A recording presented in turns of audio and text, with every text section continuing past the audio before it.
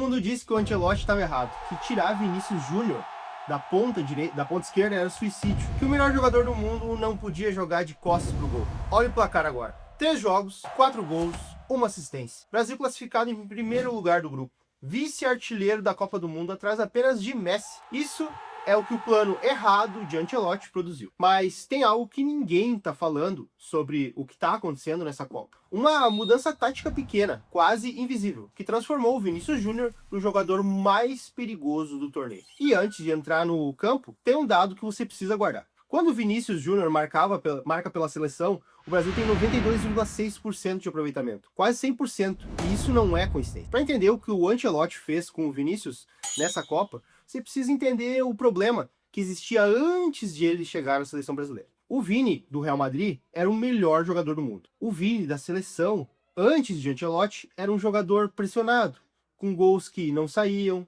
e cobranças cada vez maiores. A mesma pessoa, dois jogadores completamente diferentes. Verdade, né? O Vini Júnior no Real Madrid é uma coisa, na seleção brasileira é outra. Pelo menos é isso que cogitava. Até antes da Copa do Mundo mesmo, com o Ancelotti, eu também tava cogitando muito o Vini Júnior ser o mesmo cara do Real Madrid. Começou a Copa do Mundo, ele demonstrou que ele é o cara do Real Madrid também. Então, dá pra ver o que ele mudou, né? A Copa América de 2024. O Brasil eliminado nas quartas pelo Uruguai. O Vini zerado, suspenso no jogo decisivo por acúmulo de cartões.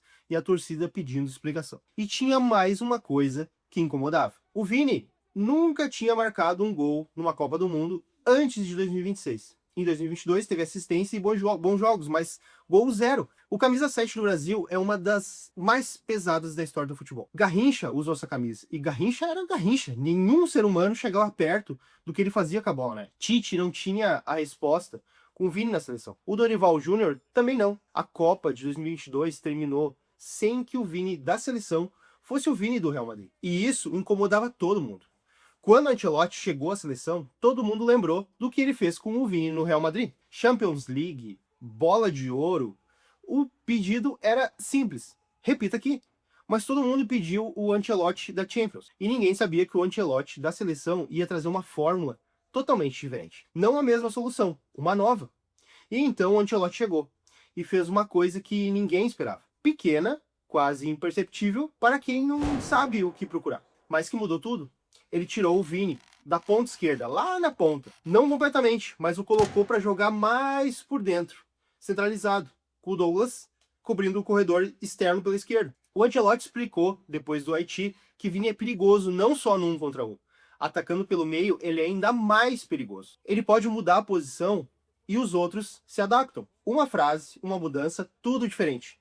Quando o Vini estava fixado na ponta, o defensor sabia para onde ele ia. Ele ciscava e ele descobriu o corredor. A ponta virava uma armadilha para o próprio Vini. Quando ele está correndo por dentro, o defensor não sabe de onde o perigo vem. O Vini pode ir pela direita, pode ir pela esquerda, pode ir pelo centro, pode servir, pode finalizar, destruir pelo drible ou pelo passe. Assiste ao primeiro gol do Vini contra a Escócia. Ele recebe pela esquerda, mas não vai pelo corredor. Ele puxa para o centro e ele entra por dentro e chuta e faz o gol. Movimento de meia, não de extremo. E assiste ao segundo gol. Ele tá na ponta direita, quando o Bruno Guimarães cruza, ponta direita, Vini de cabeça, vindo por dentro. Isso é o plano tático funcionando. O gol na estreia contra o Marrocos, a arrancada que virou ali o chute cruzado no canto. Contra o Haiti, gol e assistência e participação no rebote no primeiro. Eleito melhor em campo pela FIFA pela segunda vez seguida.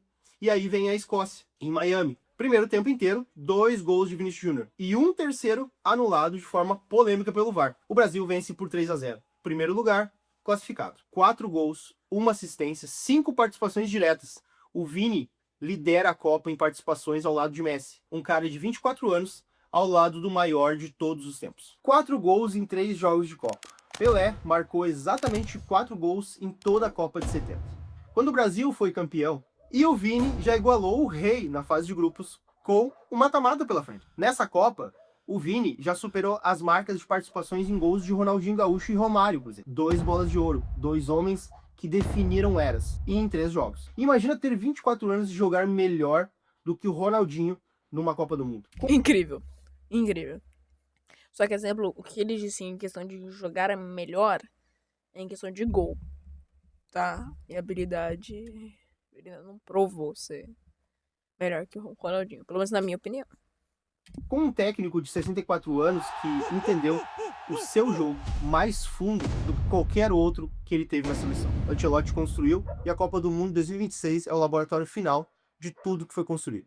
Não é talento, todo mundo sabia do talento. Não é velocidade, nunca duvidaram da velocidade. Posicionamento, é confiança, é o plano do italiano.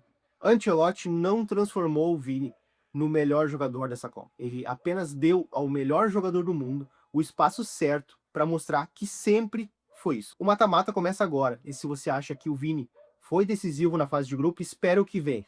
Assiste essa Copa com atenção. O plano de Ancelotti ainda não terminou, porque no mata-mata, cada adversário vai estudar o que está sendo construído. E Ancelotti vai adaptar. Realmente o Ancelotti mudou o Vinícius Júnior para uma Copa do Mundo de verdade. Beleza? Mas aproveitar que amanhã tem Japão e Brasil. 1 hora da tarde, quem perder volta para casa. Japoneses vão voltar a comer sushi. E a gente vai ver a seleção brasileira indo pegar a Noruega, que eu acho que passa na Costa do Marfim, enfrentar o Brasil. Beleza?